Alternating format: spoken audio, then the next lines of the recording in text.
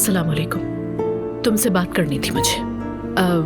तो अगर फ्री हो तो क्या हम बाहर चल सकते हैं? घर पर कोई नहीं है, अंदर आ जाओ, बात करते हैं। कोई इशू तो नहीं? नहीं, बिल्कुल नहीं, आ जाओ।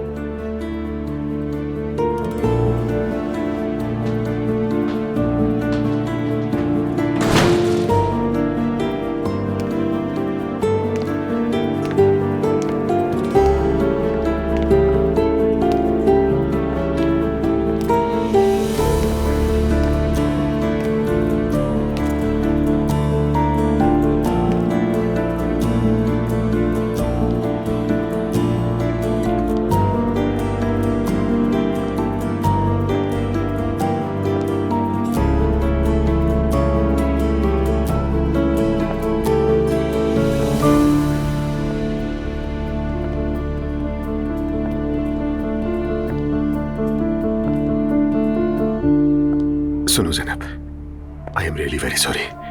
किस बात के लिए सॉरी कर रहे हैं आप मिस्टर उमर? सुबह सवेरे जो हमारे साथ हुआ उस पर, या फिर ये बात छुपाने के लिए कि तुम शादीशुदा हो? मैंने कुछ नहीं छुपाया। क्या मतलब नहीं छुपाया? अगर तुम्हारी बीवी ना आती तो मुझे कुछ पता ना चलता। ज़ैनब, मुझे कुछ बताने का मौका ही नहीं मिला। मैं 3 साल से तलाक की कोशिश कर रहा हूँ, जबकि हमारा रिश्ता बहुत पहले ही खत्म हो चुका है। उमर, तुम्हारे लिए खत्म हो सकता है, लेकिन ये रिश्ता तुम्हारी बीवी के लिए खत्म नहीं हुआ। वो तुम्हारा पीछा करती है, तुम पर नजर रखती है और मुझ पर हमला करने की हिम्मत भी रखती है। मेरी बात गौर से सुनो ज़ैनब, तुम किसी और के किए गए इल्जाम मुझे दे रही हो और मुझे ही उसका जिम्मेदार ठहरा रही हो। उमर, वो कोई और नहीं, तुम्हारी बीवी है। तो मुझे बता दो कि मैं किसे रिस्पॉन्सिबल ठहराऊं? लैला मेरी बीवी नहीं है। हम 3 साल से अलग रह रहे हैं, तलाक का केस भी कोर्ट पे चल रहा है। मैं सिर्फ उसकी जरूरियात पूरी करता हूँ। कितने बरसों से मैंने उसका चेहरा तक नहीं देखा। मैं उसे अपनी बीवी नहीं मानता ज़ैनब। उमर देखो, तलाक का केस चलना और बाकायदा तलाक हो जाना दो अलग अलग बातें हैं। देखो उमर, अगर तुम शुरू में मुझे ये सब बता देते तो मैं तुमसे रिश्ता नहीं बनाती। I mean, तुमने मुझसे छुपाया। मैंने तुमसे कुछ नहीं छुपाया है। ओके उमर, मान लिया, लेकिन तुमने मुझे ना बताकर सब कुछ खत्म कर दिया, क्योंकि ये दोनों बातें मेरे लिए एक जैसी है। प्लीज ऐसा मत सोचो ज़ैनब, तुम मेरे लिए बहुत कीमती हो, बहुत ज्यादा। यहाँ तक कि कोई तुम्हें नुकसान पहुंचे ये मैं बर्दाश्त नहीं कर सकता। लेकिन इस वक्त मेरी हैसियत ये है कि मैं एक शादीशुदा मर्द के साथ अफेयर चलाने वाली औरत हूँ, जो मेरे लिए पेनफुल है।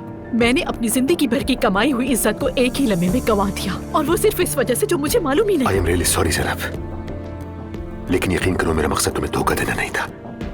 क्या तुम्हें वाकई लगता है कि मैं इस किस्म का शख्स हूँ? तुम मुझे धोखेबाज समझती हो? मुझे नहीं मालूम उमर, पता नहीं मैं तुम्हें जानती भी हूँ या नहीं। ऐसा मत करो प्लीज, प्लीज ज़ैनब, मैं ऐसा इंसान नहीं हूँ। ठीक है, काश शुरू में ही मैंने तुम्हें सब कुछ बता दिया होता, उस दिन जब हम बच्चों से मिलने जा रहे थे।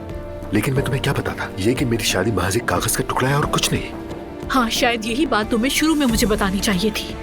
मैंने अपनी जिंदगी में पहली बार खुद को इतना छोटा और गिरा हुआ महसूस किया है।